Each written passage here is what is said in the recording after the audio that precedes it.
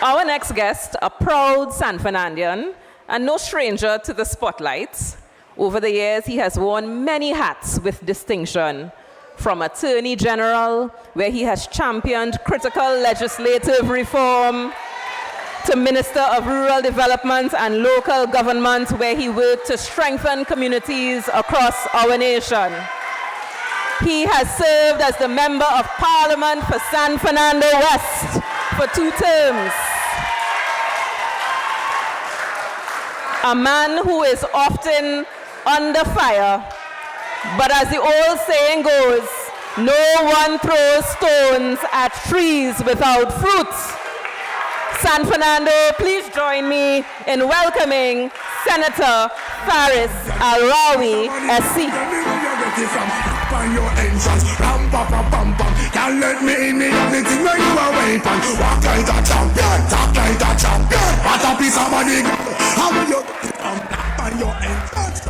All right, ladies and gentlemen, Hans set the stage here. He mash up the place. He bring the vibes. And Brian Manning just crystallized the only way to introduce my leader, the next Prime Minister of the Republic of Trinidad and Tobago, Penny Althea Beckers Robinson. That's it. His Worship the Mayor, we in your house. All protocols observed to my dear brothers and sisters in this filled auditorium. So time tight, time to jump into the dance. You heard? They can't run this place. Last night was 100 days of celebration of Yellow is the Curse. 100 days. Let me put some facts down onto the table. In 100 days, 11,000 CPEP workers fired. 5,000 URP workers fired. 5,000 forestry workers fired. 400 WASA workers fired. 900 Regional Health Authority number 1 workers fired. 700 in another Regional Health Authority fired. 200 change agents in rural development, local government fired. 10 WASA managers fired. 2,800 workers inside of the temporary program in HTC fired. Ladies and gentlemen, when you add that up, that is 30,000 people in 100 days. That means 300 people a day fired. You feeling the love? They condemned me the night of the election when I said, I am guaranteeing you that there will be terrorism to the people of Trinidad and Tobago. How Faris could say that? How he could say that?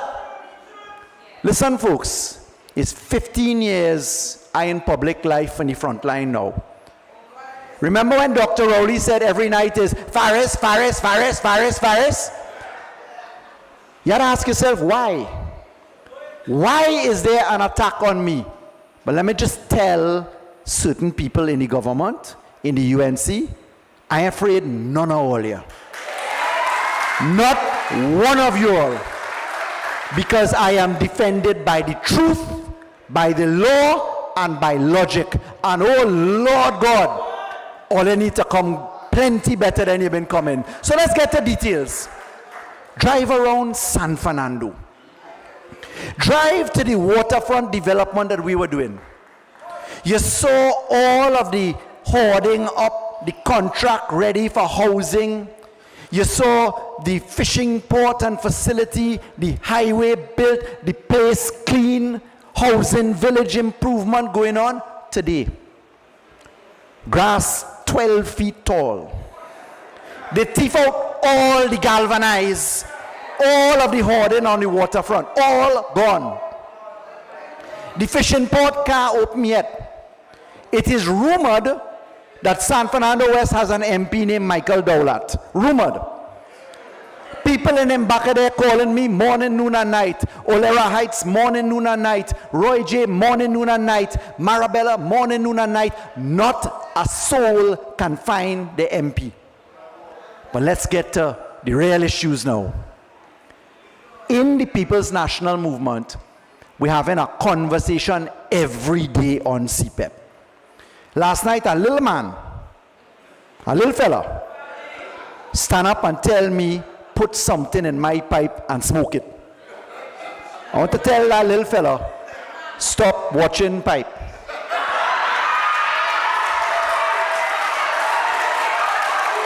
I want to tell him, when you're smoking a pipe and you're telling people you're going to decriminalize marijuana and take it away, you're raising the age of alcohol to 21, and I don't mean what you all were just thinking. I am talking in all seriousness about the governance of this country. You see, I saw this little fella last night stand up and tell the people that they have launched criminal action. The government has taken criminal action in the CPEP matter. Newspapers today quoting legal proceedings against Faris Al Rawi. I had cause to go on the radio to this legal proceedings. I have received no pre-action protocol, no threat. I've received no knock on the door from the police. I hear him talk that the big news story in this country is about a cabinet decision. And I saw this little fella last night holding up a piece of paper. And in that piece of paper, he reads out a letter from the CEO of CPEP. And the CEO of CPEP on the 11th of August wrote to the chairman of CPEP, Mr. Dane Maraj, and it is captioned, Ray, meaning concerning, request for information relative to Cabinet Minute number 1327 of July 27, 2017. Now, what's that about? The Minister of Finance at the time in 2017 is a gentleman named Colum Imbert. All I know him? Come outside. Right?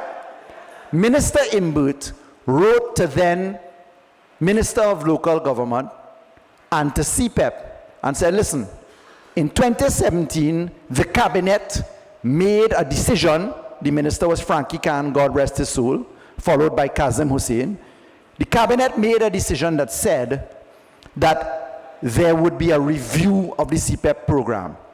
This little fella last night come out to say, Faris Al Rawi must tell you that that is to fire 7,000 people. He didn't get it right, because here is a letter from the chairman of CPEP that tells you what the 2017 decision is about. So the CEO writes a letter. Here it is. Reference is made to the matter at caption. By way of Cabinet Minute number 1327 of July 27, 2017, in an unprecedented move, restrictions were imposed on the company in that cabinet agreed inter alia as follows. Count with me. 1. All CPEP contractors be immediately adjusted to a maximum of 3 gangs, unless special circumstances exist which would warrant more than 3 gangs per contractor, as deemed appropriate by the company. As an interim measure, pending review by the company of its ability to continue to perform its contractual obligations in the context of Clause 16 of the contracts and the economic environment. 2. The contracts of non-compliant CPEP contractors be immediately suspended or terminated for cause as deemed appropriate. 3. The contracts of month-to-month CPEP contractors be suspended or terminated as deemed appropriate. Stop the counting. 1, 2, 3.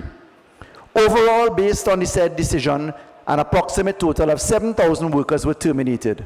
the 2017 cabinet decision did not provide any blanket authorization for CPEP to renew all contractors en masse. Rather, it was to restrict CPEP's workforce in light of concerns expressed by the Minister of Finance. All you heard the letter, right? The little man waving the letter, waving the letter, waving the letter. Faris, put that in your pipe and smoke it. Minister Imbert then wrote to the CEO, and I can tell you that Minister Imbert, now MP for Diego Martin Northeast, went out and spoke to the public and said, hey, there's only ever been 2 cabinet decisions on CPEP that he is aware of. One in 2014, one in 2017. Mr. Imbert said the CPEP contractors have been hired since 2017. Count with me. 2017, 18, 19, 20, 21, 22, 23, 24, 25. 9 years CPEP been hiring contractors, including multi-year, 3-year contractors with no cabinet approval except the 2017 cabinet approval. So Pararat, the little guy, runs out to say, here is this cabinet note and it don't mean that. And he get the man, Eddie, to write that letter that I now read for you. Here the joke now. So they feel everybody's stupid. Nobody could read and nobody does keep records. In August 29, 2017, they send the letter to Keith Eddy, giving him the cabinet note and minute. The August letter don't have 1, 2, and 3. They have a number 4. Here what the number 4 say. New contractors be introduced in the context of the need to maintain the efficiency of CPEP and its primary aim of environmental protection and enhancement. All you hear that? That's what finance tell Eddie. Then you have a report from the Ministry of Finance. They have an audit division in there called Central Audit. They go and investigate you. So November 2023, the Ministry of Finance goes into CPEP, audits CPEP. And inside of this audit report, they have a big section on how you does hire contractors, called core contractors. Guess who replied to the audit? A fella named Keith Eddy. December 11, 2023, he writes to Suzette Taylor Leachy, the Permanent Secretary of the Ministry of Finance. CPEP's response to the draft report on systems audit at CPEP. Here it is, folks.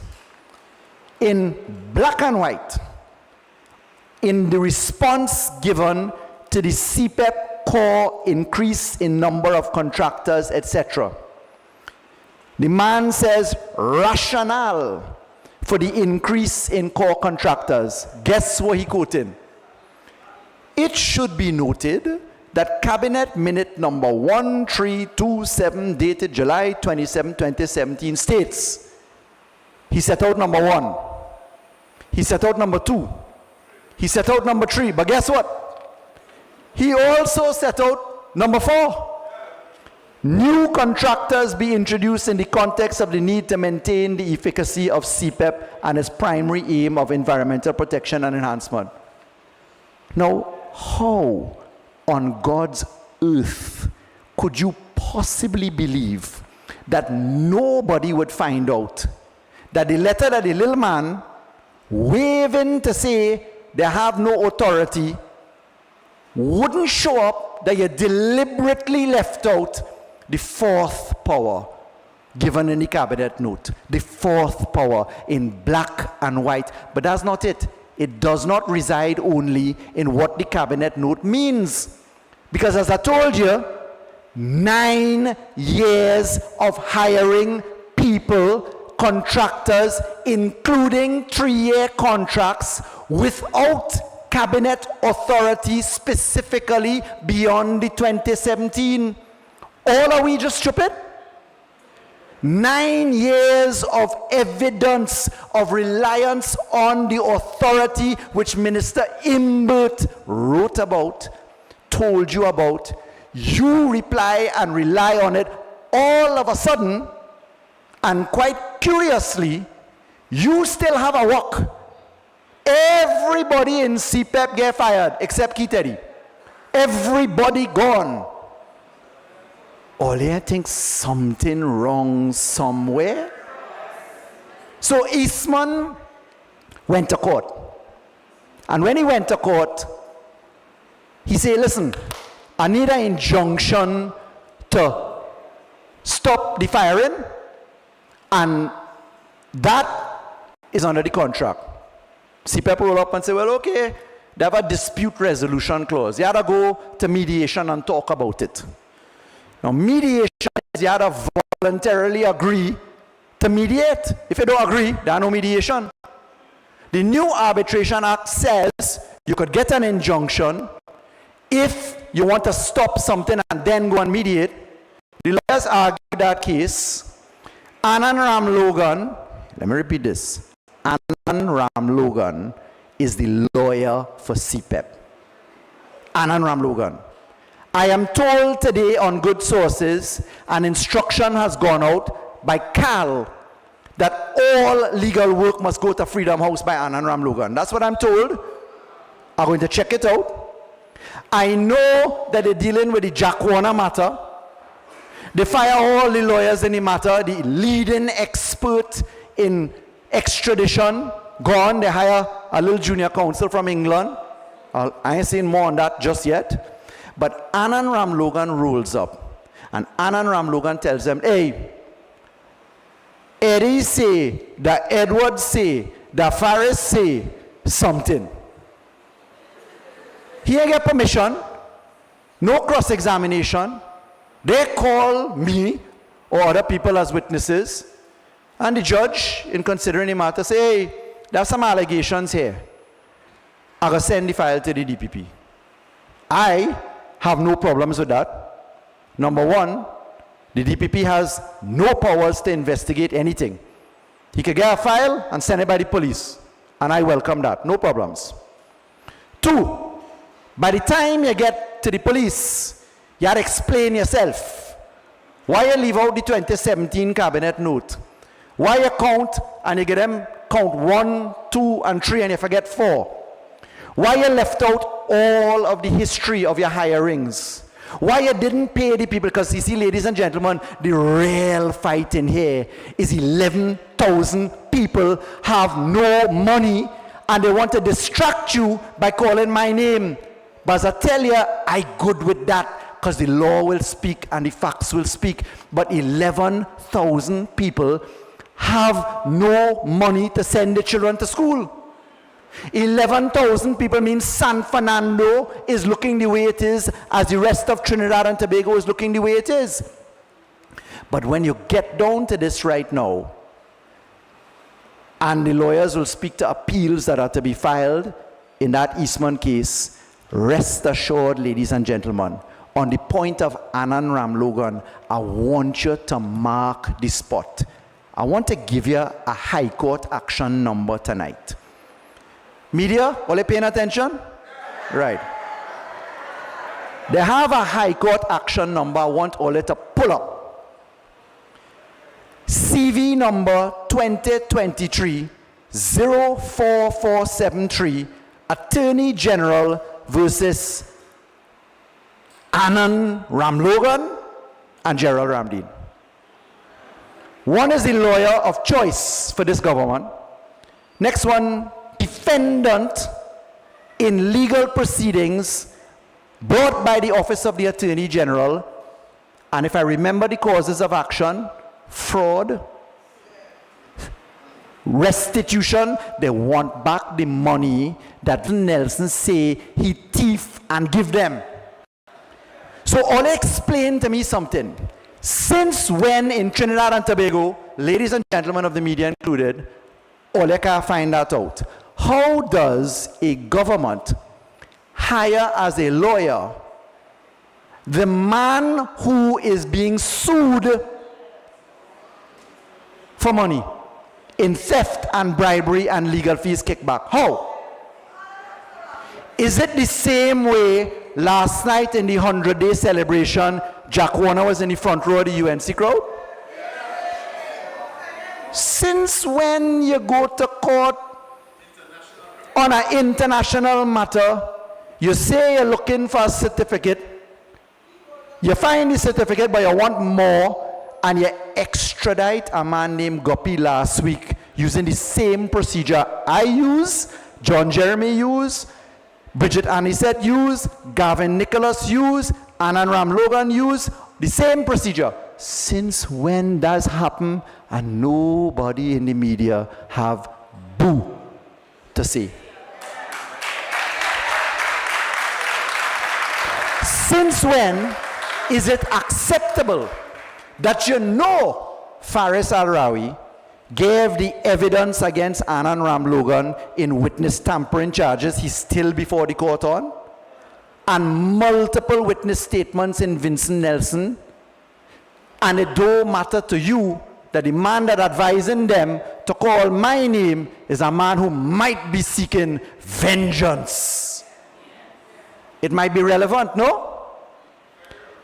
And since when is it that nobody remembers that the Court of Appeal just this recent day, in a couple of days ago, the Court of Appeal in the case of Vincent Leonard Nelson, King's Counsel versus Director of Public Prosecutions, the Court of Appeal refused to set aside Nelson conviction, saying, hey, you're a King's Counsel, you are advised by King's Counsel, you went before a magistrate, a judge, the police, the DPP come to court and say he investigated the matter by himself and he's satisfied you're guilty. And Vincent Nelson, the Court of Appeal said, no, we're going to keep your conviction.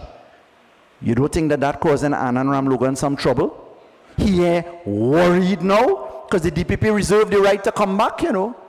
In the Court of Appeal judgment, there's a very important paragraph. At the end of the judgment, the Court of Appeal says at paragraph 83, this court is of the view that a discontinuation of proceedings against Mr. Ram Logan does not bolster the applicant's explanation for the delay in making his application. The discontinuance was sought because the applicant refused to testify. Mark the spot here tonight. There is another High Court action that I will tell you about in due course, which will shock you.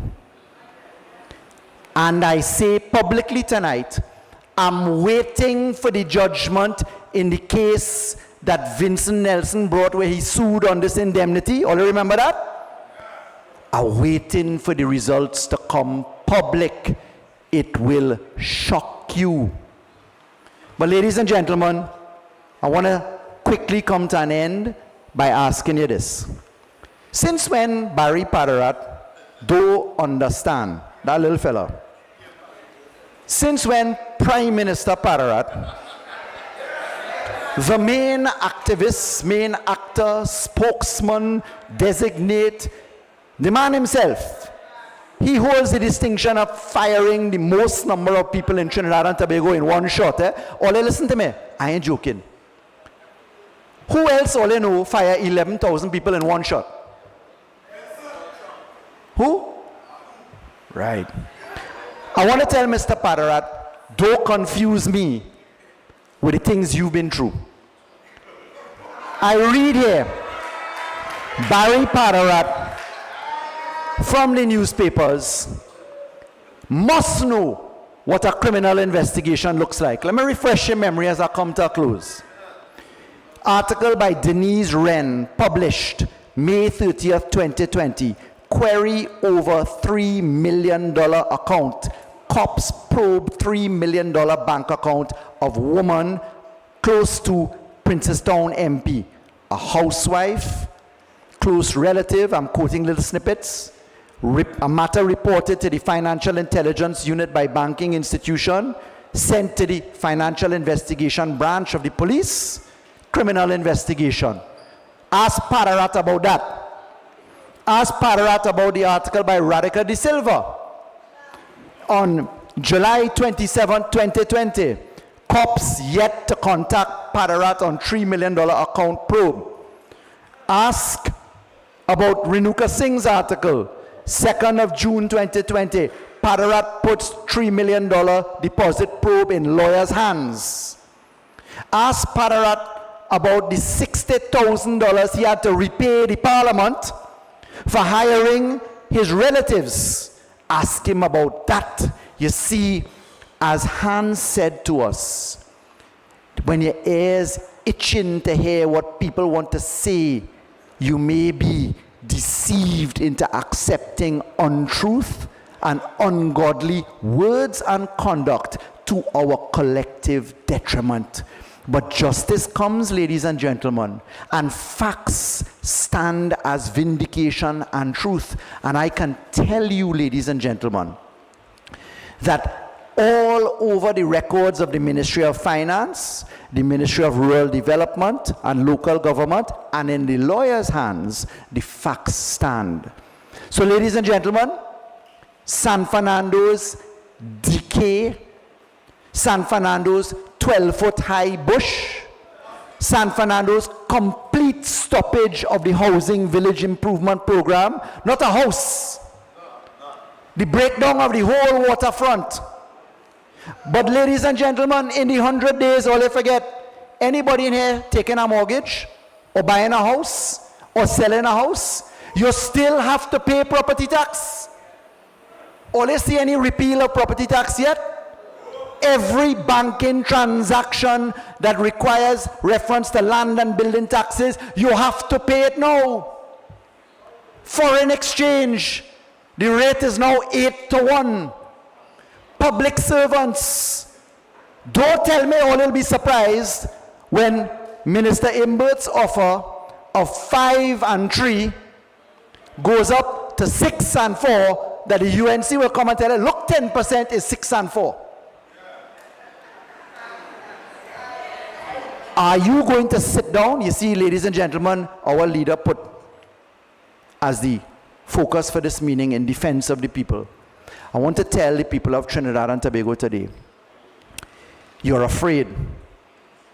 Many of you are afraid to be seen in public. You're dealing with a prime minister who said, I will bust your head if you're talking to people. People are afraid in this country to stand next to anybody associated with the PNM. You want back your job. You want some dignity. You want to feed your family. You want some food. Your belly burning. Kamla asked last night, will Faris Al Rawi's children be satisfied cutting grass? Yes, they will. Because it's an honest day's living. And in case you didn't know, agriculture is food. Agriculture means industry. Agriculture means employment. Money grows on trees. It's called agriculture. I have no problems. I tell you now, you could become a millionaire cutting grass if you convert it into biomass fuel, if you create it into sargassum coming into position. You just have to have a brain. So for all of us in this country who are afraid of the UNC and the bullying and the tactics, is no wonder Anil Roberts cannot be found.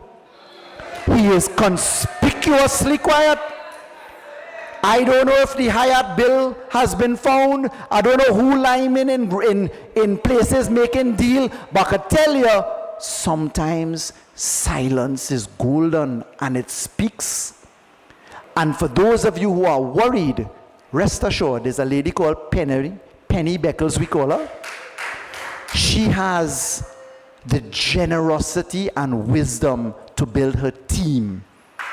You saw Hans Devines tonight. You saw Brian Manning tonight. She lets each one of her members speak, grow, establish, because we are strong as a unit, as a people, as a movement. That is where we are strong. So I have no fear of anybody, let alone the little man. let alone the little man. No problems. All I could tell you is 15 years you're calling my name, wheel and come again. Because great is the PNM, great is the PNM, great is the PNM, and we shall and will prevail. Give me a walk with Peter. If some sinners coming, with them I go be dealing. Because the things that they do me.